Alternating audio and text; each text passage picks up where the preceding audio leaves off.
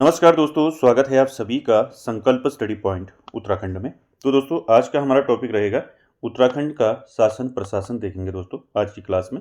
और ये पार्ट 3 रहेगा दोस्तों आपका। और इससे पहले हमने पार्ट 1 और पार्ट 2 देखे हैं, उनको आप जरूर देख लें और उसके बाद दोस्तों आप पार्ट जो है 3 को देखें।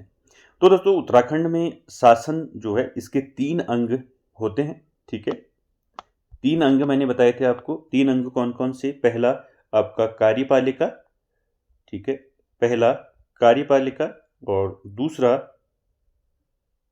विधानमंडल, ठीक है, दूसरा विधानमंडल, और तीसरा तीसरा आता है न्यायपालिका। तो उत्तराखंड में शासन जो प्रशासन है दोस्तों उसके 3 अंग हैं। पहला कार्यपालिका। तो कार्यपालिका में क्या आता है? कार्यपालिका मैंने आपको पार्ट 2 में बताया था। इसमें राज्यपाल, मंत्रिपरिषद और सचिवालय आते हैं। और विधानमंडल में राज्यपाल, विधानसभा और विधान परिषद आती है। और न्यायपालिका में दोस्तों उच्च एवं अधीनस्थ न्यायालय आते हैं। इसके बारे में मैंने आपको पार्ट 2 में बताया था।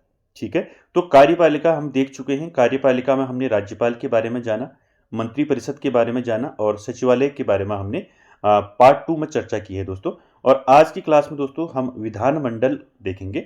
और विधानमंडल में राज्यपाल हम पहले देख चुके हैं, और विधान परिषद उत्तराखंड में है नहीं, तो विधानसभा को हम देखेंगे दोस्तों आज की क्लास में।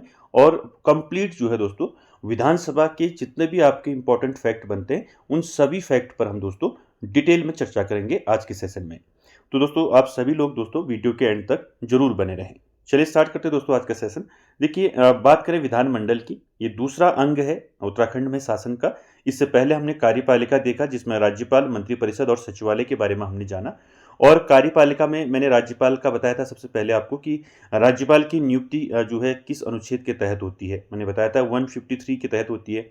और राज्यपाल को शपथ कौन दिलाता है? मैंने बताया था आपको उच्च न्यायालय के मुख्य न्यायाधीश जो हैं राज्यपाल को शपथ दिलाते हैं। और साथ ही साथ मैंने आपको बताया था कि राज्यपाल किस अनुच्छेद के तहत शपथ लेता है। तो राज्यपाल दोस्तों अनुच्छेद 159 के तहत जो है शपथ लेता है, ये बताया था मैंने आपको। और राज्यपाल की नियुक्ति कौन करता है? राष्ट्रपति करता है। और किस अनुच्छेद के तहत करता है ये भी बताया था, तो अनुच्छेद 155 के तहत करता है। तो ये सारे फैक्ट आपने राज्यपाल के बारे में पार्ट 2 में जाने। और उसके बाद मैंने आपको मंत्रिपरिषद बताया था, उसमें फिर सचिवालय बताया था। ठीक है, तो आज दोस्तों हम विधानमंडल देखेंगे और इसमें भी हम जो है मेन हम देखेंगे विधानसभा को। ठीक है, तो उत्तराखंड में जो है विधानसभा से रिलेटेड जितने भी क्वेश्चन पूछे जाते हैं वो आज की वीडियो में आपको देखने को मिलेंगे सारे।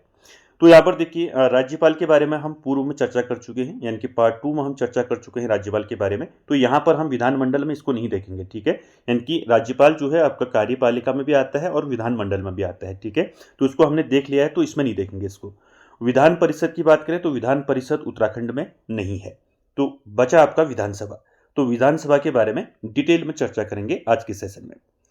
चलिए, तो दोस्तों बात करें विधानसभा की, तो विधानसभा की बात करने से पहले आपको 2 चीजें नोट कर लेनी है। पहला, उत्तराखंड की शीतकालीन जो राजधानी है वो कहाँ है और ग्रीष्मकालीन राजधानी कहाँ है, ये दोनों फैक्ट याद रखने हैं। शीतकालीन राजधानी है देहरादून और ग्रीष्मकालीन राजधानी है गैरसैंण। ठीक है, 2 फैक्ट याद रखने हैं। और ये ग्रीष्मकालीन राजधानी जो गैरसैंण में है इसकी घोषणा कब की और ये राजधानी कब बनी, ये 2 क्वेश्चन पूछे जाते हैं दोस्तों। तो इसको आपको याद रखना है कि ग्रीष्मकालीन राजधानी जो गैरसैंण में बनी है इसकी घोषणा मुख्यमंत्री ने कब की? घोषणा की 4 मार्च 2020 को। ठीक है, ये डेट आप जरूर याद रखेंगे दोस्तों, आपको पूछा जा सकता है। ठीक है, कि उत्तराखंड की ग्रीष्मकालीन राजधानी की घोषणा कब की गई? तो 4 मार्च 2020 को घोषणा की गई। और ये राजधानी कब बनी गैरसैंण? इसको याद रखेंगे 8 जून 2020। ये दोनों चीजें आपको याद रखनी है। घोषणा हुई 4 मार्च 2020 को और राजधानी बनी गैरसैंण 8 जून 2020 को। दोनों याद रखेंगे। और साथ ही साथ दोस्तों आपको पता है कि उत्तराखंड में जो विधानसभा है तो विधानसभा भवन जो हैं 2 हैं, तो ये भी पूछा जा सकता है आपको। तो उत्तराखंड में विधानसभा के 2 भवन है, एक भवन है आपका देहरादून में और एक है आपका गैरसैंण में। ठीक है, इसको भी आप याद रखेंगे। चलिए, अब विधानसभा से संबंधित जितने भी फैक्ट आएंगे सभी आपको जो है साथ ही साथ नोट करते हुए भी चलना है, क्योंकि इसमें अनुच्छेद आएंगे दोस्तों वो आपको याद रखने हैं। तो दोस्तों पहले बात करेंगे गठन की, यानी कि विधानसभा का जो गठन है दोस्तों, ये संविधान के किस अनुच्छेद के तहत जो है विधानसभा का गठन किया जाता है। मोस्ट इंपॉर्टेंट है, आपको पूछा जा सकता है कि विधानसभा का गठन संविधान के किस अनुच्छेद के तहत किया जाता है। तो आपको याद रखना है अनुच्छेद 170, ठीक है। अनुच्छेद 170 के तहत दोस्तों वयस्क मतदाताओं द्वारा चुने गए सदस्यों के द्वारा विधानसभा का गठन होता है। तो याद रखेंगे ये अनुच्छेद आपको याद रखना है 170। तो इसी के तहत क्या व्यवस्था है, और याद रखें कि इसी अनुच्छेद के तहत यह व्यवस्था है कि किसी राज्य की विधानसभा में अधिक से अधिक कितने सदस्य हो सकते हैं। अधिक से अधिक आपके 500 सदस्य हो सकते हैं, अधिक से अधिक, और कम से कम जो है 60 सदस्य हो सकते हैं, ठीक है। तो ये भी याद रखेंगे। ये भी दोस्तों ये प्रावधान भी किसमें है, आपका अनुच्छेद आपका 170 के अंदर ही है, याद रखेंगे। अनुच्छेद 170 के अंदर दो चीजें याद रखनी है। पहला कि विधानसभा का गठन जो है संविधान के अनुच्छेद 170 के तहत होता है, ठीक है। दूसरी बात, इसी अनुच्छेद के तहत यानी कि अनुच्छेद 170 के तहत ही दोस्तों राज्य की विधानसभा में अधिक से अधिक 500 सदस्य हो सकते हैं और कम से कम 60 सदस्य हो सकते हैं। ये दोनों फैक्टर आपको याद रखने हैं, इंपॉर्टेंट है। उसके बाद देखिए विधानसभा सदस्यों का चुनाव, यानी कि विधानसभा के सदस्यों का चुनाव कैसे होता है और इनकी क्या योग्यताएं होती हैं, ठीक है। देखिए विधानसभा सदस्यों का चुनाव जो है विधानसभा क्षेत्रों के वयस्क, यानी कि वयस्क का मतलब जिनकी एज जो है या तो 18 वर्ष हो या फिर 18 वर्ष से अधिक हो, ऐसे मतदाताओं द्वारा जो है प्रत्यक्ष रीति से किया जाता है। तो आपको दो चीजें याद रखनी है कि विधानसभा सदस्यों का चुनाव जो है विधानसभा क्षेत्रों के जो वयस्क मतदाता हैं उनके द्वारा प्रत्यक्ष रीति से किया जाता है।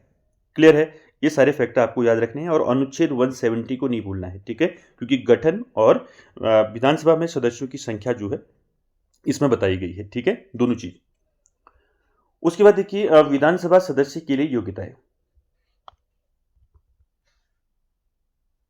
ठीक है।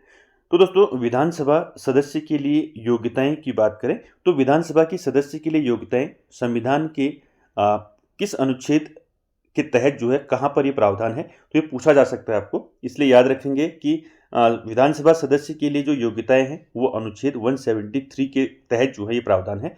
तो देखिए इसमें याद रखेंगे कि विधानसभा सदस्य के लिए योग्यताएं वही हैं जो लोकसभा सदस्य के लिए निर्धारित है, ठीक है। तो यहाँ से आपको याद रखना है अनुच्छेद 170 मैंने ऊपर बताया था आपको, और अनुच्छेद 173 में क्या है, विधानसभा सदस्य के लिए योग्यताओं का प्रावधान है 173 में। ये दोनों आपको अनुच्छेद या आर्टिकल दोनों याद रखने हैं। तो दोस्तों विधानसभा सदस्य के लिए योग्यताएं वही हैं जो लोकसभा सदस्य के लिए होती हैं। तो यहाँ से आपको एक चीज याद रखनी है कि विधानसभा सदस्य के लिए न्यूनतम आयु कितनी होती है, ये पूछा जाता है, ठीक है। तो याद रखेंगे विधानसभा सदस्य के लिए योग्यताएं की बात करें तो योग्यताएं क्या होती है विधानसभा सदस्य बनने के लिए। पहला है वो भारत का नागरिक हो, ये आप सभी जानते हैं, ठीक है, और वह 25 यानी कि 25 वर्ष की आयु पूरी कर चुका हो। तीसरा, वह भारत सरकार व राज्य सरकार के अधीन लाभ के पद पर ना हो। तो यहाँ पर आपको एक चीज याद रखनी है 25, ठीक है, 25 वर्ष आपको याद रखना है यहाँ से, क्योंकि आपको पूछा जा सकता है कि विधानसभा सदस्य बनने के लिए कितनी आयु जो है चाहिए। तो 25 वर्ष की आयु जो है क्या होनी चाहिए, पूरी होनी चाहिए, पूरी कर चुका हो, ठीक है, यानी कि जो 25 वर्ष की आयु पूरी कर चुका हो वही विधानसभा का सदस्य बन सकता है, ठीक है। चलिए उसके बाद अगला पॉइंट देखिए कि विधानसभा सदस्य चुने जाने के बाद, ठीक है, देखिए विधानसभा का सदस्य व्यक्ति चुना गया तो उसके बाद क्या होगा, विधानसभा सदस्य चुनने के बाद दोस्तों पद ग्रहण करने से पूर्व जो है राज्यपाल या उसका प्रतिनिधि जो है तीसरी अनुसूची के अनुसार क्या करता है, शपथ दिलाता है। तो मोस्ट इंपॉर्टेंट है दोस्तों यहाँ पर कि विधानसभा के जो सदस्य हैं उनको जो है शपथ कौन दिलाता है, ये पूछा जा सकता है आपको, ठीक है। तो विधानसभा सदस्य जो बनते हैं उनको जो शपथ दिलाता है कौन दिलाता है, राज्यपाल दिलाता है या फिर उसका प्रतिनिधि दिलाता है। किस अनुसूची के तहत शपथ दिलाई जाती है मैंने आपको पार्ट 2 में भी बताया था। आपको वैसे भी पूछा जा सकता है कि किस अनुसूची के तहत जो है शपथ दिलाई जाती है, चाहे वो राज्यपाल हो, ठीक है, मुख्यमंत्री हो, राज्यपाल हो, राष्ट्रपति हो, कोई भी हो, ठीक है। तो किस अनुसूची के तहत शपथ दिलाई जाती है, तीसरी अनुसूची, तो भारतीय संविधान में जो अनुसूची 3 है, तीसरी अनुसूची, इसके तहत जो है शपथ दिलाई जाती है, इसको याद रखेंगे। ठीक है, तो इसको आप याद रखेंगे। तो इतने फैक्टर आपको याद रखने हैं विधानसभा से। गठन, उसके बाद मैंने बताया किस अनुच्छेद में क्या है, अनुच्छेद 170 में क्या है, 173 में क्या है, ये आपको याद रखना है। ठीक है, साथ ही साथ दोस्तों मैंने आपको बताया कि क्या योग्यताएं होनी चाहिए विधानसभा सदस्य बनने के लिए, और किस अनुसूची के तहत जो है विधानसभा के सदस्यों को जो है शपथ दिलाई जाती है। तो किस अनुसूची के तहत दिलाई जाती है, तीसरी अनुसूची के तहत दिलाई जाती है, इसको भी याद रखेंगे। और कौन दिलाता है शपथ विधानसभा सदस्यों को, राज्यपाल दिलाता है या फिर उसका प्रतिनिधि दिलाता है। ठीक है, चल ये फैक्ट हो गया। उसके बाद देखिए विधानसभा का कार्यकाल। तो यहां से भी इंपॉर्टेंट क्वेश्चन पूछे जाते हैं दोस्तों कि विधानसभा का अगर सामान्यतः आपको कार्यकाल पूछा जाता है तो आप इसको 5 वर्ष करेंगे। ठीक है, देखिए विधानसभा का कार्यकाल सामान्यतः 5 वर्ष का होता है। तो इसमें आपका पूछा जाता है कि विधानसभा की अवधि को कितना समय, कितना वर्ष तक बढ़ा सकते हैं। ठीक है, ये क्वेश्चन पूछा गया है पहले। ठीक है, इसको याद रखेंगे कि विधानसभा का कार्यकाल सामान्यतः 5 वर्ष होता है। ठीक है, लेकिन राष्ट्रीय आपातकाल की स्थिति में, याद रखेंगे राष्ट्रीय आपातकाल की स्थिति में क्या होता है, राष्ट्रीय आपातकाल की स्थिति में विधानसभा की अवधि को 1 वर्ष के लिए बढ़ाया जा सकता है। आपको पूछा जा सकता है कि विधानसभा का जो कार्यकाल या विधानसभा की जो अवधि है वो 1 वर्ष के लिए कब बढ़ाई जाती है। 1 वर्ष के लिए कब बढ़ाया जाता है, जब राष्ट्रीय आपातकाल की स्थिति हो। ठीक है, दूसरी देखिए कंडीशन, लेकिन बढ़ाई गई अवधि जो है आपातकाल के समाप्त होने के 6 महीने से अधिक समय के बाद जारी नहीं रह सकती। याद रखेंगे, इंपॉर्टेंट है। पहला तो ये है कि राष्ट्रीय आपातकाल की स्थिति में हम जो है विधानसभा की अवधि जो है 1 वर्ष तक बढ़ाई जा सकती है, लेकिन आपातकाल के समाप्त होने के 6 महीने से अधिक समय तक, अभी अधिक समय के बाद जो है जारी नहीं रह सकती है। इसको आप याद रखेंगे। यहाँ पर आपको 1 वर्ष और 6 महीने ये दोनों याद रखने हैं। ठीक है, 1 वर्ष राष्ट्रीय आपातकाल की स्थिति में विधानसभा की अवधि को बढ़ाया जाता है, और 6 महीने जो है ये आपातकाल के समाप्त होने के 6 महीने से अधिक समय के बाद जो है ये जारी नहीं रह सकती। क्लियर है, ये दोनों फैक्ट याद रखेंगे विधानसभा के कार्यकाल से। सामान्यतः 5 वर्ष का होता है, तो ये कंडीशन है, इसको आप याद रखेंगे। यहां से आपके क्वेश्चन पूछे जाते हैं दोस्तों। ठीक है, चलिए उसके बाद बात करेंगे विधानसभा का विघटन। ठीक है, तो देखिए विधानसभा का विघटन जो है किस प्रकार होता है, यानी कि विधानसभा का मैंने अभी आपको बताया कार्यकाल 5 वर्ष का होता है। तो 5 वर्ष से पहले भी जो है विधानसभा को विघटित किया जा सकता है, विघटन किया जा सकता है विधानसभा का। तो इसके लिए भी 2 कंडीशन है, किस प्रकार से हम विधानसभा का विघटन कर सकते हैं। तो यहाँ पर 2 कंडीशन, 2 शर्तें आपको याद रखनी है। पहला देखिए, उसके 5 वर्ष यानी कि विधानसभा का विघटन जो है उसके 5 वर्ष पूरा होने से पूर्व भी किया जा सकता है, यानी कि 5 साल पूरा होने से पहले भी जो है विधानसभा को भंग कर सकते हैं। तो इसका जो है विघटन जो है दोस्तों मंत्रिपरिषद की सलाह पर राज्यपाल द्वारा किया जाता है। तो आप याद रखेंगे, यहाँ से आपको क्वेश्चन पूछा जाता है कि विधानसभा का विघटन जो है कौन करता है। ठीक है, तो विधानसभा का विघटन दोस्तों राज्यपाल करता है। किसकी सलाह पर करता है, मंत्रिपरिषद की सलाह पर करता है। मैंने आपको पार्ट 2 में मंत्रिपरिषद के बारे में अच्छे से बताया है। तो मंत्रिपरिषद की सलाह पर राज्यपाल क्या करता है, विधानसभा का विघटन करता है, इसको याद रखेंगे। दूसरी कंडीशन, राज्य में, ठीक है, तो विधानसभा का विघटन दोस्तों 5 वर्ष से पहले किया जा सकता है। किसकी सलाह पर किया जाता है, मंत्रिपरिषद की सलाह पर किया जाता है। कौन करता है विधानसभा का विघटन, राज्यपाल करता है। पहली कंडीशन आप समझ गए। दूसरा देखिए, राज्य में राष्ट्रपति शासन लागू होने की स्थिति में विधानसभा को विघटित किया जा सकता है। ठीक है, तो राज्य में राष्ट्रपति शासन अगर लागू है तो ऐसी स्थिति में भी जो है विधानसभा को क्या किया जा सकता है, विघटित किया जा सकता है। ये दोनों कंडीशन आपको याद रखनी है विधानसभा का विघटन से। क्लियर है, चल आगे चलते हैं दोस्तों। विधानसभा की बैठक, देखिए यहां पर से आपके क्वेश्चन पूछे जाते हैं कि विधानसभा की बैठक में जो गणपूर्ति कोरम होता है कितने सदस्यों का होता है, ये पूछा गया है कई बार एग्जाम में। ठीक है, ठीक है, तो विधानसभा की बैठक की बात करें तो विधानसभा की बैठक में गणपूर्ति के लिए कम से कम जो है 1/10 सदस्यों की उपस्थिति अनिवार्य है, और यह संख्या दोस्तों किसी भी हालत में 10 से कम नहीं होनी चाहिए। तो याद रखेंगे कि विधानसभा की अगर बैठक है दोस्तों, तो बैठक के लिए कितने विधायकों की जरूरत होती है, तो आपको याद रखना है 1/10 इसमें जो है सदस्य चाहिए, यानी कि विधायक चाहिए, तभी जो है विधानसभा की बैठक होगी। ठीक है, याद रखेंगे 1/10 सदस्यों का जो है ये पूछा गया आपको, 1/10 सदस्यों की उपस्थिति अनिवार्य है विधानसभा की बैठक में। ठीक है, और कम से कम दोस्तों 10 से कम जो है इसमें 10 से कम नहीं होनी चाहिए इसमें संख्या। ठीक है, सदस्यों की संख्या 10 से कम नहीं होनी चाहिए, ये याद रखेंगे। ठीक है,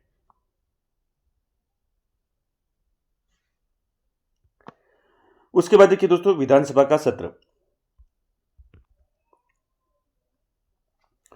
तो देखिए विधानसभा का सत्र की बात करें तो विधानसभा का सत्र जो है एक वर्ष में कितनी बार बुलाया जाता है और कितने माह का जो है अंतराल होता है दो सत्रों में, तो ये पूछा जाता है कई बार दोस्तों। याद रखेंगे विधानसभा का जो सत्र है दोस्तों, वर्ष में कम से कम 2 बार इसको आहूत किया जाना आवश्यक है। यानी कि विधानसभा का सत्र जो है एक वर्ष में 2 बार आहूत किया जाना आवश्यक है, और किन्हीं 2 सत्रों के बीच जो है दोस्तों 6 माह से अधिक का अंतराल नहीं होना चाहिए। ये 2 चीज़ें आपको याद रखनी है विधानसभा से। यानी कि विधानसभा का जो सत्र है दोस्तों वो वर्ष में 2 बार बुलाया जाता है। ठीक है, और 2 सत्रों के बीच जो है 6 माह से अधिक का अंतराल नहीं होना चाहिए, यानी कि 6 माह से ज़्यादा समय नहीं होना चाहिए। ये दोनों आप याद रखेंगे, 2 बार जो है विधानसभा का सत्र जो है एक वर्ष में बुलाया जाता है, और 2 सत्रों के बीच जो है 6 माह से अधिक का अंतराल नहीं होना चाहिए दोस्तों। ये दोनों फैक्ट आपको याद रखने हैं, ये 6 माह और 2 बार।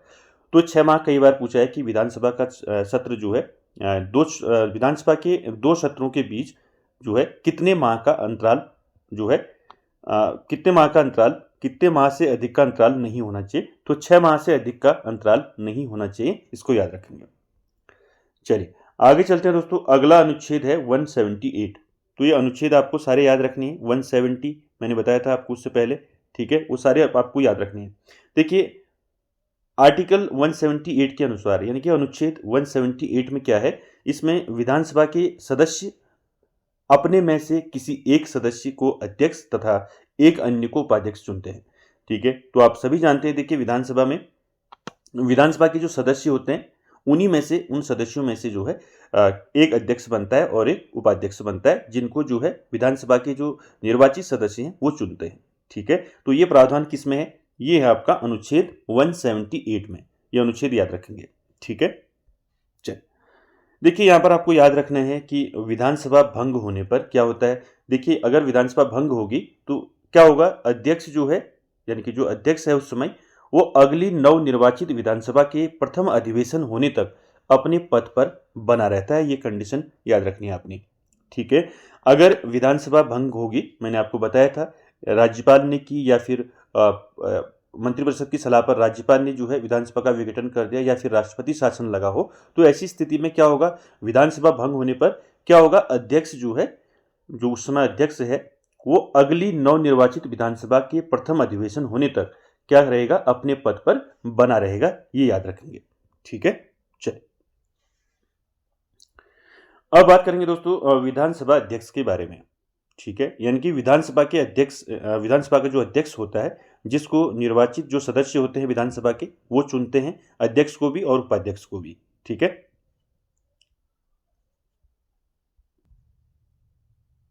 चल तो विधानसभा का अध्यक्ष जो है दोस्तों, इसका कार्यकाल कितना होता है, यानी कि जो विधानसभा का अध्यक्ष बनता है उसका कार्यकाल होता है 5 वर्ष। ठीक है, याद रखेंगे। और उसके बाद देखिए अगला पॉइंट जो है, किंतु वह इसके पहले जो है उपाध्यक्ष को अपना इस्तीफा देकर पद छोड़ सकता है। देखिए 5 वर्ष का तो कार्यकाल है। अगर आपको पूछा जाता है कि विधानसभा के अध्यक्ष का कार्यकाल कितना होता है, तो 5 वर्ष का होता है। इसमें एक कंडीशन है, वो उससे पहले 5 वर्ष से पहले भी जो है इस्तीफा दे सकता है, लेकिन इस्तीफा किसको देगा, उपाध्यक्ष को देगा। तो ये पूछा जाता है। ठीक है, विधानसभा का अध्यक्ष अपना इस्तीफा किसको देता है, तो विधानसभा के उपाध्यक्ष को देता है, याद रखें। ठीक है, तो यहाँ पर 2 फैक्टर आपको याद रखने हैं, कार्यकाल 5 वर्ष, और 5 वर्ष से पहले भी जो है जो विधानसभा अध्यक्ष है वो अपना इस्तीफा जो है दे सकता है। किसको देगा, उपाध्यक्ष को। ठीक है, अगला पॉइंट देखिए, यदि विधानसभा अध्यक्ष जो है विधानसभा का सदस्य नहीं रहे तो भी उसे अध्यक्ष पद त्यागना पड़ता है। तो ये कंडीशन याद रखेंगे। देखिए यदि विधानसभा अध्यक्ष जो है विधानसभा का सदस्य नहीं है, ठीक है, तो विधानसभा का सदस्य नहीं रहे तो क्या होगा, उसको अध्यक्ष के पद को भी क्या करना पड़ेगा, त्यागना पड़ेगा। ठीक है, यानी कि वो सदस्य ही नहीं है तो अध्यक्ष कैसे बनेगा। ठीक है, तो उसको अध्यक्ष के पद को भी जो है त्यागना पड़ता है, ये कंडीशन याद रखेंगे। और साथ ही साथ देखिए, विधानसभा का अध्यक्ष वही कार्य करता है जो लोकसभा अध्यक्ष करता है, ये कंडीशन भी याद रखेंगे कि विधानसभा, राज्य में जो विधानसभा है उसका अध्यक्ष वही कार्य करता है जो लोकसभा अध्यक्ष करता है। ठीक है, इसको भी याद रखेंगे। तो यहाँ पर आपने देखा कि विधानसभा अध्यक्ष जो है, अगर विधानसभा का सदस्य नहीं रहे तो उसको अपना अध्यक्ष पद त्यागना पड़ता है। और इसके अलावा विधानसभा के तत्कालीन सदस्यों के बहुमत के प्रस्ताव के द्वारा भी अध्यक्ष को पद से हटाया जा सकता है। ठीक है, एक तो ये हो गया कि अगर वो विधानसभा का सदस्य नहीं रहा तो उसको अध्यक्ष पद त्यागना पड़ता है। और एक कंडीशन क्या रहती है इसके अलावा, क्या है, विधानसभा के तत्कालीन सदस्यों के बहुमत के प्रस्ताव के द्वारा, यानी कि जो विधानसभा के जो सदस्य हैं, तत्कालीन जो सदस्य हैं, निर्वाचित सदस्य, उनके बहुमत के द्वारा भी जो है, यानी बहुमत के द्वारा भी जो है अध्यक्ष को पद से हटाया जा सकता है। इसको आप याद रखेंगे। ठीक है, यानी कि विधानसभा के अध्यक्ष को हम किस प्रकार हटा सकते हैं, तो विधानसभा के अध्यक्ष को हम जो है, जो तत्कालीन विधानसभा सदस्य हैं, उनके बहुमत से जो है, यानी कि उनके बहुमत के प्रस्ताव के द्वारा जो है अध्यक्ष को पद से हटाया जा सकता है, ये याद रखेंगे। ठीक है, यानी कि जो तत्कालीन जो विधानसभा सदस्य हैं वो अपना अपना मत देंगे और अपने अपने मत के अनुसार जो है वो जो है इसको हटा सकते हैं अध्यक्ष को। उसके बाद देखिए, ऐसा प्रस्ताव पेश करने से पूर्व, लेकिन कंडीशन क्या है, देखिए, हटा तो सकते हैं। ठीक है, यानी कि विधानसभा के अध्यक्ष को जो सदस्य हैं विधानसभा के, वो मिल के जो है बहुमत के प्रस्ताव के आधार पर अध्यक्ष को हटा सकते हैं। लेकिन ऐसी कंडीशन क्या है, ऐसा प्रस्ताव पेश करने से पूर्व, यानी कि जो बहुमत का प्रस्ताव जो विधानसभा के सदस्य करते हैं, उस प्रस्ताव को पेश करने से पूर्व अध्यक्ष को 14 दिन पूर्व सूचना देना अनिवार्य है। ये क्वेश्चन कई बार पूछा है दोस्तों, ये 14 दिन जो है पहले उसको सूचना देना अनिवार्य है। यानी कि जो विधानसभा का जो अध्यक्ष है उसको 14 दिन पहले जो है सूचना देना अनिवार्य है। ठीक है, क्योंकि जो सदस्य होते हैं वो बहुमत के प्रस्ताव के आधार पर जो है विधानसभा के अध्यक्ष को हटाना चाहते हैं, तो हटाने की स्थिति में क्या करेंगे, वो अध्यक्ष को 14 दिन पहले इसके बारे में सूचना देंगे। क्लियर है। चलिए देखिए, जब अध्यक्ष के विरुद्ध प्रस्ताव प्रस्तुत हो तो अध्यक्ष उस बैठक की अध्यक्षता नहीं कर सकता, लेकिन भाग लेने और मत देने का पूर्ण अधिकारी होता है। देखिए, अगर किसी विधानसभा के अध्यक्ष पर जो है उसके विरुद्ध जो है जो प्रस्ताव, जो बहुमत का जो प्रस्ताव है, अगर वो प्रस्ताव प्रस्तुत हो जाता है तो अध्यक्ष क्या करेगा, अध्यक्ष उस बैठक की अध्यक्षता नहीं कर सकता है। ठीक है, यानी कि बहुमत का प्रस्ताव आ गया तो अध्यक्ष क्या करेगा, उस बैठक की अध्यक्षता नहीं कर सकता है, लेकिन कंडीशन क्या है, वो मत दे सकता है और उसमें बैठक में भाग ले सकता है। तो ये दो चीजें याद रखेंगे, भाग ले सकता है और मत देने का अधिकार उसको है। लेकिन अध्यक्ष जो है अध्यक्षता जो है वो नहीं करेगा, क्योंकि उसके खिलाफ जो है, उसके विरुद्ध जो है जो विधानसभा के जो सदस्य हैं वो बहुमत के प्रस्ताव के आधार पर जो है उसको हटाना चाहते हैं, तो वो अध्यक्षता नहीं करेगा उसकी। ठीक है, लेकिन बैठक में जो भाग लेगा और अपना मत भी देगा। ठीक है, ये सारे फैक्टर आपको याद रखने हैं। चलिए, क्लियर है। यानी कि विधानसभा के अध्यक्ष से ये सारी चीजें आपको याद रखनी है जितनी मैंने आपको बताई। ठीक है, चाहे वो कार्यकाल हो, ठीक है, या फिर विधानसभा के अध्यक्ष को हम किस प्रकार से जो है हटा सकते हैं। ठीक है, मैंने बताया कि तत्कालीन, एक तो आपका जो है विधानसभा अध्यक्ष जो है विधानसभा का सदस्य नहीं रहे तो उस कंडीशन में वो अध्यक्ष पद उसको त्यागना पड़ता है। दूसरा, मैंने आपको बताया कि जो तत्कालीन जो विधानसभा सदस्य होते हैं वो बहुमत के प्रस्ताव के आधार पर अध्यक्ष को पद से हटा सकते हैं, लेकिन इसके लिए भी कंडीशन बताई मैंने आपको कि इससे पहले विधानसभा के अध्यक्ष को 14 दिन पहले जो है पूर्व सूचित करना पड़ता है। ठीक है, और जब अध्यक्ष के विरुद्ध प्रस्ताव प्रस्तुत हो तो अध्यक्ष जो है उस बैठक की अध्यक्षता नहीं करता है। ठीक है, याद रखेंगे, लेकिन भाग ले सकता है और मत दे सकता है। क्लियर है, इतने आपको याद रखने हैं विधानसभा से। चलिए, अब विधानसभा अध्यक्ष के बाद हम बात करेंगे विधानसभा सदस्यों की संख्या। तो यहां से आपका इंपॉर्टेंट है दोस्तों, यहां से क्वेश्चन कई बार आपको देखने को मिलता है। देखिए दोस्तों, विधानसभा, उत्तराखंड में विधानसभा सदस्यों की संख्या की बात करें तो देखिए संख्या कितनी है। देखिए, गठन से पूर्व की पहले हम बात करेंगे।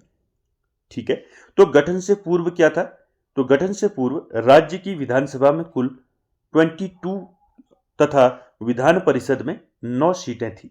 ये दोनों आपको याद रखने हैं, 22 और 9। यहां पर दोस्तों आपको देखने को मिल रहा होगा विधान परिषद और विधानसभा दोनों। ठीक है। यानी कि गठन से पूर्व क्या था, गठन से पूर्व यानी कि उत्तराखंड का गठन कैसे हुआ, यानी कि उत्तर प्रदेश से हुआ, यूपी से हुआ है। तो यूपी में दोस्तों आपकी विधान परिषद भी है और विधानसभा भी है, ठीक है, याद रखेंगे।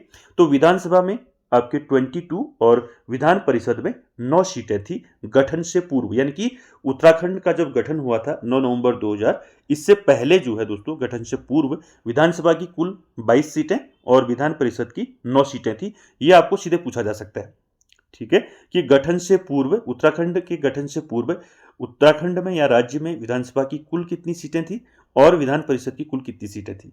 तो 22 और 9 याद रखना है आपने, ठीक है, 22 विधानसभा की और 9 विधान परिषद की। क्लियर है? चलिए, उसके बाद देखिए गठन के बाद, तो 9 नवंबर 2000 को उत्तराखंड का गठन हुआ। तो गठन के बाद क्या हुआ, देखिए 5 नवंबर 2001 को याद रखेंगे क्या हुआ, परिसीमन हुआ। तो परिसीमन के बाद जो है विधानसभा सीटों की संख्या बढ़कर कितनी होगी, 70 होगी। यानी कि उत्तराखंड में जो विधानसभा सीटें हैं कितनी हैं, 70 हैं, याद रखेंगे 70 है। क्लियर है? तो परिसीमन कब हुआ पूछा जा सकता है, तो गठन के बाद, यानी कि राज्य गठन के बाद 5 नवंबर 2001 को परिसीमन हुआ और परिसीमन के बाद जो है विधानसभा सीटों की संख्या बढ़कर कितनी होगी, 70 होगी। क्लियर है? इतने फैक्ट आपको याद रखने हैं, फिर हम आगे 70 सीटों के बारे में बात करेंगे। तो यहां तक क्लियर है? याद रखेंगे विधानसभा सदस्यों की संख्या जो है गठन से पूर्व क्या था, यानी कि यूपी से बना है उत्तराखंड हमारा, ठीक है। तो गठन से पूर्व क्या था, राज्य में विधानसभा की कुल 22 सीटें और विधान परिषद की 9 सीटें, मैंने अभी आपको बताया। तो यूपी में दोस्तों विधान परिषद भी है और विधानसभा भी है। तो यहाँ पर विधानसभा की 22 सीटें और विधान परिषद की 9 सीटें थी गठन से पूर्व, और गठन के बाद परिसीमन हुआ 5 नवंबर 2001 को। इसके बाद उत्तराखंड में विधानसभा सीटों की संख्या कितनी होगी, 70 होगी, याद रखें। क्लियर है? चलिए, अब देखिए विधानसभा की कुल कितनी सीटें हैं पूछा जाता है आपको। तो उत्तराखंड में, ठीक है, तो उत्तराखंड में विधानसभा की कुल कितनी सीटें हैं, तो आपको याद रखना दोस्तों, पूछा जा सकता है 70 सीटें हैं, 70 सीटें हैं उत्तराखंड में विधानसभा की कुल, ठीक है। इन कुल 70 सीटों में आपका आरक्षित सीटों की संख्या कितनी है, कितनी सीट आरक्षित हैं 70 में, 15 सीट आरक्षित हैं, ठीक है। ये 15 सीट आपको याद रखने, कई बार परीक्षाओं में पूछा है कि विधानसभा में एससी को कितना, एससी के कितने आरक्षित हैं क्षेत्र सीटें, और एससी की दोनों की, यानी कि शेड्यूल कास्ट और शेड्यूल ट्राइब की कितनी सीटें आरक्षित हैं उत्तराखंड में विधानसभा में। तो ये याद रखेंगे, यहां से आपके क्वेश्चन पूछे जाते हैं, ठीक है। तो उत्तराखंड विधानसभा में कुल 70 सीट है, जिसमें से 15 सीट जो है क्या है, आरक्षित है। इन 15 सीटों में 13 सीट जो है शेड्यूल कास्ट यानी कि अनुसूचित जाति के लिए रिजर्व है, और 2 सीट जो है एसटी यानी कि शेड्यूल ट्राइब यानी कि अनुसूचित जनजाति के लिए आरक्षित है। ये दोनों चीजें आप याद रखेंगे। 15 विधानसभा में आरक्षित सीटें कितनी हैं, 15 हैं, जिसमें 13 एससी की हैं और 2 सीटें एसटी की हैं, ठीक है। और 2 सीटों में आपको याद रखना है, ठीक है। तो ये चीजें आपको याद रखनी है। टोटल सीटें हैं विधानसभा में 70 सीट, उसमें से 15 यानी कि 15 सीटें आरक्षित हैं, 13 सीटें एससी के लिए हैं, 2 सीटें एसटी के लिए हैं। तो ये पूछे जाते हैं। तो एसटी के लिए जो 2 सीटें हैं दोस्तों, उनमें पहला है चक्राता देहरादून और दूसरा है नानक मत्ता उधम सिंह नगर। ये दोनों याद रखेंगे, चक्राता और नानक मत्ता दोस्तों, ये विधानसभा में दोस्तों अनुसूचित जनजाति के लिए ये 2 सीटें आपकी आरक्षित हैं, याद रखेंगे। और विधानसभा में दोस्तों 13 सीटें जो हैं अनुसूचित जाति के लिए आरक्षित हैं। ये 13 सीटें कौन कौन सी हैं, इनके नाम आपको याद होनी चाहिए, ठीक है। यहां से भी आपका क्वेश्चन पूछा जा सकता है। तो यहां पर 2 सीटें तो आपको पता है, अनुसूचित जनजाति की 2 सीटें आरक्षित हैं, चक्राता और नानक मत्ता। तो 13 सीटें कौन कौन सी हैं ये आप देखेंगे यहाँ पर। तो 13 सीटें अनुसूचित जाति की जो आरक्षित हैं विधानसभा में, देखिए पहला है पुरोला, उत्तरकाशी में पड़ता है। दूसरा थराली चमोली, तीसरा घनसाली टिहरी में पड़ता है। चौथा राजपुर रोड आपका देहरादून, पांचवा ज्वालापुर, भगवानपुर और झबरेड़ा, ये तीनों दोस्तों आपके हरिद्वार में पड़ते हैं, ठीक है। उसके बाद 8वां पौड़ी, 9वां आपका गंगोली हाट पिथौरागढ़, 10वां बागेश्वर, 11वां आपका सोमेश्वर अल्मोड़ा में, और 12वां नैनीताल और 13वां बाजपुर उधम सिंह नगर। तो ये 13 सीटें हैं दोस्तों, ठीक है। ये 13 सीटें जो हैं आरक्षित हैं विधानसभा में अनुसूचित जाति के लिए। इन सभी का नाम आपको याद रखना है, ये पूछे जा सकते हैं आपको कोई भी, ठीक है, पुरोला, थराली, घनसाली, राजपुर रोड, ज्वालापुर, भगवानपुर, झबरेड़ा, पौड़ी, गंगोलीहाट, बागेश्वर, सोमेश्वर, नैनीताल और बाजपुर।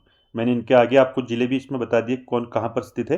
पुरोला आपका उत्तरकाशी में पड़ता है, थराली चमोली, घनसाली टिहरी, राजपुर रोड आप समझ होंगे देहरादून, ज्वालापुर और भगवानपुर और झबरेड़ा ये हरिद्वार में है, पौड़ी पौड़ी हो गया, उसके बाद गंगोलीहाट पिथौरागढ़ में है, और साथ ही साथ बागेश्वर, उसके बाद सोमेश्वर अल्मोड़ी में आता है, उसके बाद नैनीताल और उसके बाद बाजपुर उधम सिंह नगर। तो ये 13 सीटें जो है दोस्तों विधानसभा में अनुसूचित जाति के लिए आरक्षित है।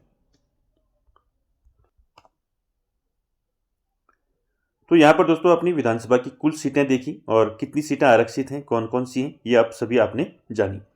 अब देखेंगे दोस्तों आगे अंतरिम सरकार यानी कि अंतरिम विधानसभा या अंतरिम सरकार कैसे गठित हुई, इस पर दोस्तों डिटेल में चर्चा करते हैं। देखिए अंतरिम विधानसभा या अंतरिम सरकार का गठन कैसे हुआ फिर, तो देखिए उत्तर प्रदेश पुनर्गठन विधेयक 2000 में उत्तराखंड के अंतरिम विधानसभा हेतु दोस्तों 31 विधायकों की व्यवस्था की गई थी।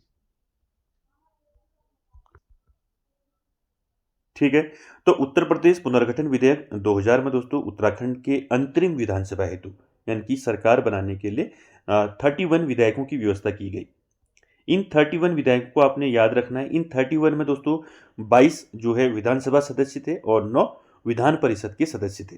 ठीक है, ये भी आपको याद रखना है। तो 31 में देखिए, तो अंतरिम विधानसभा हेतु 31 विधायकों की व्यवस्था की गई, जिसमें आपके 22 क्या थे विधानसभा सदस्य और 9 क्या थे इसमें विधान परिषद के सदस्य थे। इसमें से एक का कार्यकाल समाप्त हो जाने के कारण जो है दोस्तों इनकी संख्या फिर 8 ही रह गई, यानी कि जो विधान परिषद के सदस्य 9 थे उनकी संख्या फिर कितनी होगी, 8 होगी। ठीक है, इसको भी याद रखेंगे। 22 और 9 थे, टोटल आपके 31 हो गए। तो 31 में से दोस्तों एक का जो कार्यकाल है उसका जो एक का कार्यकाल समाप्त हो जाने के कारण जो है विधान परिषद में फिर सदस्यों की संख्या कितनी रहेगी, 8 रहेगी। ठीक है, इसको याद रखेंगे। अब 8 रहेगी तो टोटल कितने रह गए, अब 30 रह गए, यानी कि 30 विधायक रह गए अब। ठीक है, इन्हीं 30 विधायकों से जो है दोस्तों अंतरिम सरकार का गठन होता है।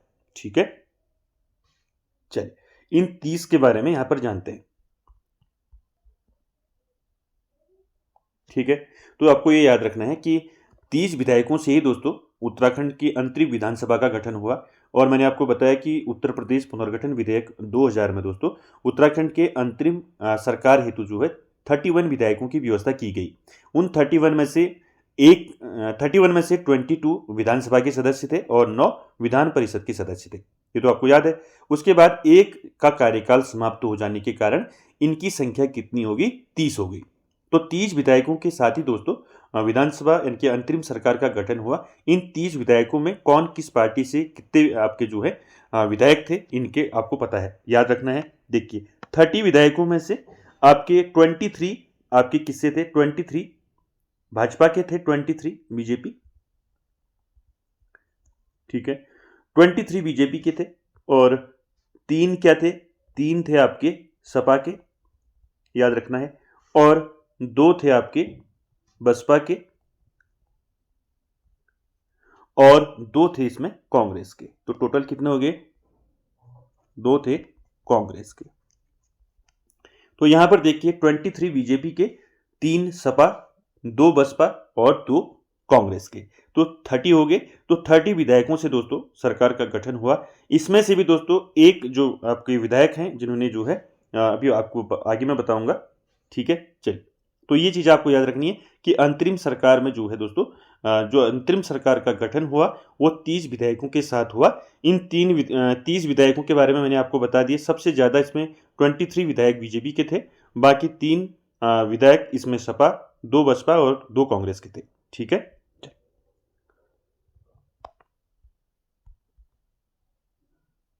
ठीक है, तो देखिए दोस्तों भाजपा का बहुमत होने के कारण 9 नवंबर 2000 को अंतरिम सरकार का गठन हुआ। ठीक है, यानी कि भाजपा का बहुमत से मतलब है, यहां मैंने आपको बताया ऊपर कि भाजपा के कितने विधायक थे, 23 विधायक थे भाजपा के। तो भाजपा का बहुमत होने के कारण जो है 9 नवंबर 2000 को अंतिम सरकार का गठन हुआ।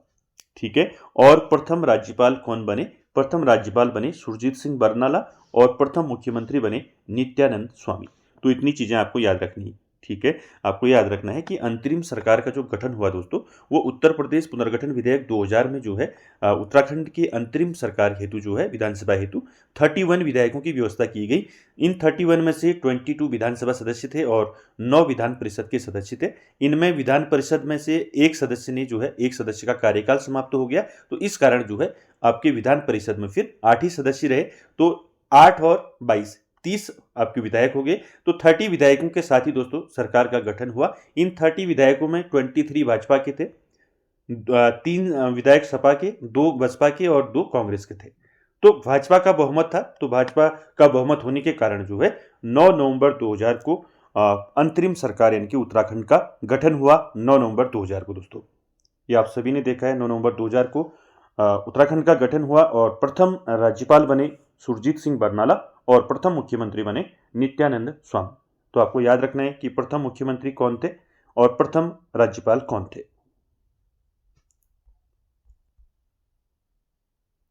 तो दोस्तों पूछा जाता है कि उत्तराखंड के प्रथम राज्यपाल कौन थे, प्रथम मुख्यमंत्री कौन थे। तो आपको याद रखना है प्रथम राज्यपाल थे सुरजीत सिंह बरनाला और प्रथम मुख्यमंत्री थे नित्यानंद स्वामी। दोस्तों उसके बाद नित्यानंद स्वामी के त्यागपत्र देने के बाद फिर जो है भगत सिंह कोश्यारी जो है अंतरिम सरकार के दूसरे मुख्यमंत्री बने। तो उसके बाद जो है देखिए, अभी हम जो है निर्वाचित की बात नहीं कर रहे हैं, ठीक है। निर्वाचित और मैंने आपको जो है पहले बताया था कि पहले राज्यपाल कौन बने, पहले मुख्यमंत्री कौन बने, ये पूछा जाता है। प्रथम राज्यपाल कौन बने, प्रथम मुख्यमंत्री कौन बने, प्रथम निर्वाचित मुख्यमंत्री कौन बने, तो ये आपको याद रखना है, ठीक है। तो देखिए नित्यानंद स्वामी के त्यागपत्र देने के बाद क्या हुआ, 29 अक्टूबर 2001 को भगत सिंह कोश्यारी अंतरिम सरकार के दूसरे मुख्यमंत्री बने और 2 मार्च 2002 तक के जो है मुख्यमंत्री रहे, ठीक है। देखिए नित्यानंद स्वामी जो है प्रथम मुख्यमंत्री बने जब दोस्तों अंतरिम सरकार का गठन हुआ 9 नवंबर 2000 को। तो राज्यपाल बने सुरजीत सिंह बरनाला, मुख्यमंत्री बने नित्यानंद स्वामी, ठीक है। तो नित्यानंद स्वामी के त्यागपत्र के बाद जो है फिर क्या हुआ, 29 अक्टूबर 2001 को जो है भगत सिंह कोश्यारी, तो भगत सिंह कोश्यारी जो है अंतरिम सरकार में दूसरे मुख्यमंत्री बने और 2 मार्च 2002 तक जो है दोस्तों ये मुख्यमंत्री रहे। क्लियर है। और अंतरिम विधानसभा के अध्यक्ष कौन थे, तो वो थे प्रकाश पंत। पूछा जाता है दोस्तों कई बार कि अंतरिम विधानसभा के अध्यक्ष कौन थे, वो थे आपके प्रकाश पंत। और साथ ही साथ दोस्तों विधानसभा का जो प्रथम सत्र है वो कब बुलाया गया, कब शुरू किया गया, तो ये बहुत ही इंपॉर्टेंट है, ये क्वेश्चन पूछा गया कई बार। तो विधानसभा, उत्तराखंड विधानसभा का प्रथम सत्र जो है कब शुरू हुआ, तो याद रखेंगे 9 जनवरी 2001 को शुरू हुआ, ठीक है। मोस्ट इंपॉर्टेंट है दोस्तों, याद रखेंगे इसको, ठीक है। तो विधानसभा का प्रथम सत्र जो है 9 जनवरी 2001 को जो है शुरू हुआ था। क्लियर है, यहां तक आपका क्लियर है। चलिए अब आगे चलते हैं दोस्तों। अब देखेंगे प्रथम विधानसभा चुनाव, द्वितीय विधानसभा चुनाव, तृतीय विधानसभा चुनाव, कौन मुख्यमंत्री बना, कौन विधानसभा अध्यक्ष बना, तो इनके बारे में चर्चा करेंगे। तो यहां तक अंतरिम सरकार तक आई होप आपको समझ में आ गया होगा कि कैसे जो है अंतरिम सरकार का गठन हुआ, ठीक है। कितने विधायक जो है, कितने विधायकों की व्यवस्था की गई थी पुनर्गठन विधेयक में, 31 विधायकों की बात की, ठीक है। उसमें 22 आपके विधानसभा के सदस्य थे और 9 विधान परिषद के सदस्य थे। इसी क्रम में दोस्तों एक विधान परिषद के सदस्य का कार्यकाल समाप्त हो जाने की स्थिति में फिर दोस्तों इसमें अंतरिम सरकार बनाने में 30 विधायक रह गए, ठीक है। इन 30 विधायकों के बारे में मैंने आपको बताया, इसमें 23 बीजेपी के, 3 सपा, 2 बसपा और 2 कांग्रेस के थे, ठीक है। ये भी याद रखेंगे। क्लियर है, तो इसको याद रखेंगे दोस्तों। तो बहुमत किसका था, बहुमत किसका हो गया, बीजेपी का हो गया। बीजेपी के 23 विधायक थे, तो उसी क्रम में बीजेपी के बहुमत होने पर जो है सरकार बनाई और गठन किया अंतरिम सरकार का 9 नवंबर 2000 को उत्तराखंड का। और प्रथम राज्यपाल बने सुरजीत सिंह बरनाला और प्रथम मुख्यमंत्री बने नित्यानंद स्वामी, ये बताया मैंने आपको। और नित्यानंद स्वामी के त्यागपत्र के बाद भगत सिंह कोश्यारी जो है दूसरे मुख्यमंत्री बने और उसके साथ साथ अंतरिम विधानसभा के जो अध्यक्ष बनाए गए वो बनाए गए प्रकाश पंत। और विधानसभा का प्रथम सत्र फिर उसके बाद बुलाया गया 9 जनवरी 2001 को, ठीक है। इसको आप जरूर याद रखेंगे। चलिए अब बात करते हैं दोस्तों प्रथम विधानसभा चुनाव। देखिए प्रथम विधानसभा चुनाव कब हुआ, ये याद रखना है आपको। प्रथम विधानसभा चुनाव हुआ 14 फरवरी 2002 को, ठीक है। ये डेट आपको याद रखनी है। कई बार पूछा जाता है कि उत्तराखंड में प्रथम विधानसभा चुनाव कब हुए, तो 14 फरवरी 2002 को हुए, और जिसमें दोस्तों प्रथम निर्वाचित मुख्यमंत्री बनाए गए नारायण दत्त तिवारी। याद रखेंगे दोस्तों, अगर आपको पूछा जाता है उत्तराखंड के प्रथम मुख्यमंत्री कौन थे, तो प्रथम मुख्यमंत्री उत्तराखंड के नित्यानंद स्वामी थे। अगर क्वेश्चन पूछा जाता है उत्तराखंड के प्रथम निर्वाचित मुख्यमंत्री कौन थे, तो वो थे आपके नारायण दत्त तिवारी। ठीक है, ये दोनों फैक्ट आप याद रखेंगे। अगर आपको सीधे पूछा जाता है कि उत्तराखंड के प्रथम मुख्यमंत्री कौन थे, तो नित्यानंद स्वामी थे। ठीक है, और प्रथम निर्वाचित मुख्यमंत्री अगर पूछा जाता है तो नारायण दत्त तिवारी थे। और ये एकमात्र ऐसे मुख्यमंत्री हैं दोस्तों नारायण दत्त तिवारी जिन्होंने अपना कार्यकाल पूरा किया 5 वर्ष का। ये भी आपको पूछा जा सकता है, इसलिए यहीं पर मैंने आपको यहाँ पर नोट किया है, इसको याद रखें आप। 5 वर्ष जो है अपना कार्यकाल पूरा करने वाले ये एकमात्र मुख्यमंत्री हैं उत्तराखंड के। ठीक है, ये भी याद रखेंगे। तो देखिए, जब प्रथम विधानसभा चुनाव हुआ 2002 में, 14 फरवरी 2002 को, तो उसमें प्रथम जो निर्वाचित मुख्यमंत्री बने वो कौन बने, नारायण दत्त तिवारी बने। और प्रथम निर्वाचित विधानसभा अध्यक्ष कौन बने, तो ये बने यशपाल आर्य। तो ये भी क्वेश्चन पूछा जाता है कि उत्तराखंड के प्रथम विधानसभा अध्यक्ष कौन थे। ठीक है, यहां पर कंफ्यूज नहीं होना है। ठीक है, उत्तराखंड के प्रथम विधानसभा अध्यक्ष थे प्रकाश पंत। ठीक है, और अगर आपको पूछा जाता है उत्तराखंड के प्रथम निर्वाचित विधानसभा अध्यक्ष अगर पूछा जाता है, तो तब आपका आंसर रहेगा यशपाल आर्य। ठीक है, और साथ ही साथ आप याद रखेंगे दोस्तों, प्रथम विधानसभा चुनाव में बात करें मतदान की, तो लगभग 54.3% मतदान हुआ था 2000 यानी कि 2 में, यानी कि प्रथम विधानसभा चुनाव में अगर पूछा जाता है मतदान कितना हुआ था, तो मतदान आपका 54.3 जो है फीसदी मतदान रहा। तो इतने फैक्ट आपको याद रखने हैं प्रथम विधानसभा चुनाव से। कब हुआ, 14 फरवरी 2002 को हुआ। मुख्यमंत्री कौन बने, निर्वाचित मुख्यमंत्री बने नारायण दत्त तिवारी, 5 वर्ष पूर्ण करने वाले ये एकमात्र जो है मुख्यमंत्री हैं। और प्रथम निर्वाचित विधानसभा अध्यक्ष बनाए गए यशपाल आर्य जी को। ठीक है, और मतदान कितना रहा, 54.3। ठीक है, चल उसके बाद देखिए दोस्तों, दूसरे विधानसभा चुनाव, यानी कि दूसरा जो विधानसभा चुनाव है वो कब हुआ, ये पूछा जा सकता है आपको। दूसरा विधानसभा चुनाव हुआ 21 फरवरी 2007 को। पहला 2002 में हुआ, उसके बाद दूसरा विधानसभा चुनाव 2007 में हुआ। ठीक है, 2007 में हुआ, और मुख्यमंत्री कौन बने, मुख्यमंत्री बने भुवन चंद्र खंडूरी। याद रखेंगे, दूसरे विधानसभा चुनाव में मुख्यमंत्री कौन बने, भुवन चंद्र खंडूरी बने। 25 जून 2009 तक ये जो है दोस्तों मुख्यमंत्री रहे। ठीक है, फिर उसके बाद क्या हुआ, फिर जो है दोस्तों रमेश पोखरियाल निशंक जो है मुख्यमंत्री बने। ठीक है, यानी कि भुवन चंद्र खंडूरी बने पहले, उसके बाद फिर रमेश पोखरियाल निशंक बने, और फिर उसके बाद जो है 11 सितंबर 2011 को पुनः जो है खंडूरी मुख्यमंत्री बने। तो ये सारे फैक्ट आपको याद रखने हैं दूसरे विधानसभा चुनाव से। ठीक है, क्या याद रखना है, दूसरा जो विधानसभा चुनाव है उत्तराखंड का कब हुआ, 21 फरवरी 2007 को हुआ। मुख्यमंत्री कौन बने, भुवन चंद्र खंडूरी बने। 25 जून 2009 तक ये मुख्यमंत्री रहे, लेकिन उसके बाद फिर जो है रमेश पोखरियाल निशंक को मुख्यमंत्री बनाया गया। उसके बाद पुनः फिर दोस्तों ये डेट याद रखेंगे, 11 सितंबर 2011 को पुनः फिर जो है खंडूरी को जो है, यानी कि भुवन चंद्र खंडूरी को पुनः जो है मुख्यमंत्री बनाया गया। और आपको पूछा जा सकता है कि दूसरे विधानसभा चुनाव में विधानसभा अध्यक्ष कौन थे। ठीक है, तो विधानसभा अध्यक्ष थे आपके हरवंश कपूर। याद रखेंगे, दूसरे विधानसभा चुनाव जब हुए थे तो उस समय विधानसभा अध्यक्ष कौन थे, हरवंश कपूर। मुख्यमंत्री कौन थे, भुवन चंद्र खंडूरी। ठीक है, तो दूसरे विधानसभा चुनाव से आपको इतनी चीजें याद रखनी है, कब हुआ, मुख्यमंत्री कौन बने, विधानसभा अध्यक्ष कौन बना। ठीक है, ये सारी चीजें आपको याद रखनी है, और डेट भी याद रखनी है। भुवन चंद्र खंडूरी जो है कब तक जो है आपके मुख्यमंत्री रहे, पहला जो उन्होंने कार्यकाल किया इनकी 25 जून 2009 तक रहे, उसके बाद फिर निशंक बने, उसके बाद फिर 11 सितंबर 2011 को उनको पुनः जो है मुख्यमंत्री बनाया गया। और दूसरे विधानसभा चुनाव में विधानसभा अध्यक्ष कौन थे, हरवंश कपूर को बनाया गया विधानसभा अध्यक्ष। ठीक है, ये सारे फैक्ट आपको याद रखने हैं। उसके बाद चलते हैं दोस्तों तीसरे विधानसभा चुनाव में।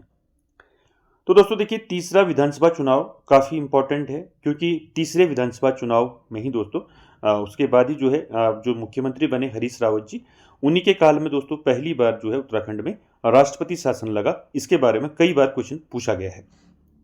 तो देखें, तीसरे विधानसभा चुनाव की बात करें तो 2012 में हुए तीसरे विधानसभा चुनाव, और मुख्यमंत्री बनाए गए विजय बहुगुणा। याद रखें, ठीक है। तो तीसरे विधानसभा चुनाव कब हुए? 2012 में हुए और मुख्यमंत्री बनाए गए विजय बहुगुणा को। ठीक है। और विजय बहुगुणा के बाद जो है दोस्तों 1 फरवरी 2014 को हरीश रावत मुख्यमंत्री बने। तो ये फैक्ट याद रखें, आपको पूछा जा सकता है कि हरीश रावत मुख्यमंत्री कब बने। तो ये बने 1 फरवरी 2014 को मुख्यमंत्री बने। लेकिन जब तीसरा विधानसभा चुनाव हुआ था 2012 में, तो सबसे पहले मुख्यमंत्री बनाया गया था विजय बहुगुणा को। ठीक है। लेकिन इनके बाद फिर जो है 1 फरवरी 2014 को हरीश रावत जो है मुख्यमंत्री बने।